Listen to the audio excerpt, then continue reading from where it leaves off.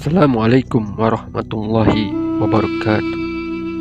Tahukah Anda kisah Samson yang kita kenal sebenarnya diambil dari hikayat Nabi bernama Syam'un al-Ghazi, salah seorang Nabi dalam Islam yang pernah dikisahkan oleh Nabi Muhammad dan lekat dengan nuansa Lailatul Qadar. Dalam Islam sendiri ada ribuan Nabi dan Rasul, namun yang wajib diketahui dan dikisahkan hanya 25 Nabi seperti yang kita kenal sekarang. Samson atau Syam'ul al-Ghazi adalah salah satu Nabi yang diutus untuk Bani Israel. Kisah Nabi Samson atau Syam'un al-Ghazi sendiri merupakan kisah-kisah Israiliyat. Sudah diceritakan secara turun-temurun dalam masyarakat Arab.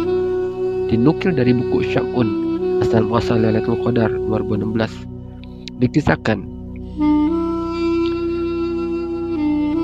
Nabi Samson atau Syam'un al-Ghazi hidup di tengah-tengah masyarakat Israel yang saat itu enggan menerima kebenaran. Bahkan penguasanya yang kerap berbuat semena-mena kepada para warga.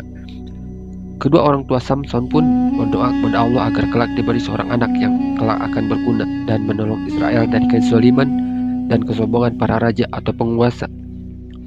Apalagi waktu itu Raja Israel memproklamirkan dirinya sebagai raja yang harus disembah warganya, sedangkan kedua orang tuanya enggan melakukannya. Mereka cuma menyembah Allah dan Allah pun mengabulkan permohonan mereka. Lahirlah bayi yang dinamakan Syam'un. Samson pun lahir dan tumbuh menjadi sosok cerdas dan kuat. Bahkan dikisahkan ia punya kekuatan yang melebihi anak seumurannya. Ketika tumbuh dewasa, ia pun memiliki banyak pengikut dan disegani.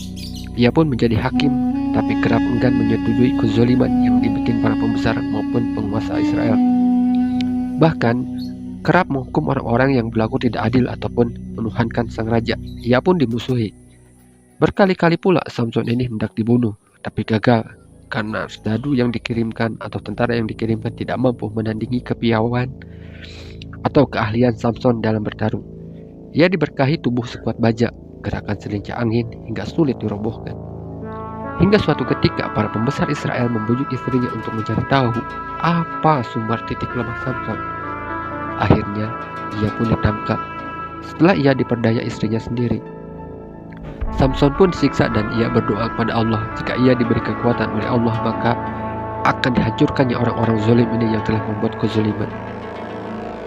Allah pun mengabulkan permintaannya dan Samson menghancurkan orang-orang zalim itu. Kuilnya dirobohkan dan orang-orang yang dipenjara dibebaskan. Ia pun berjanji akan menjaga ibadah dan berbuat kebaikan selama 1000 bulan lamanya. Nabi Samson pergi meninggalkan kaumnya yang dianggapnya sangat sulit untuk diajak berubah. Tapi ia tetap mencintai Israel atau menyayangi Bani Israel, terutama kaumnya yang lemah dan harus dibela. Akhirnya ia pun menyendiri. Itulah jalan hidup yang diambil Samson atau Syam'un. Dan Sam'un pun mengasingkan diri di sebuah gua pedalaman hutan. Di sana, ia melakukan meditasi dengan disiplin yang berat, sesuai sumpahnya kepada Allah, beribadah terus-menerus tapi juga melindungi kaumnya tanpa terlihat.